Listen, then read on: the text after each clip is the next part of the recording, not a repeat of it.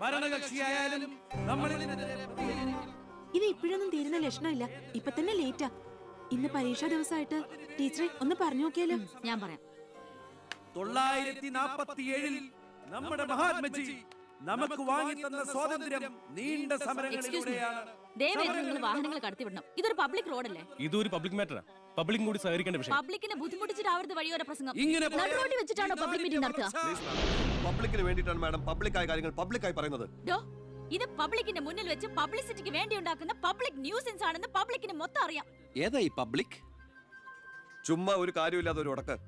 ഒരു കാര്യമില്ലാണ്ട് ഉടക്കാൻ പെങ്ങളെന്താ പ്രതിപക്ഷ നേതാവിന്റെ മോളാണോ? എന്താ പെങ്ങളുടെ പ്രശ്നം? നിങ്ങൾക്ക് ഇതുപോലെ ഓഡിറ്റോറിയത്തിൽ വെച്ച് നടത്തിയാൽ എന്താ? എഴുതി വെച്ചിരിക്കണ കണ്ടില്ലേ? വഴിതടയൽ സമരം ഒന്ന്. വഴിതടയൽ സമരം എങ്ങനെ ഓഡിറ്റോറിയത്തിൽ വെച്ച് നടത്തണത്? എന്റെ കുട്ടികൾക്ക് ഇന്ന് പരീക്ഷയാണ്.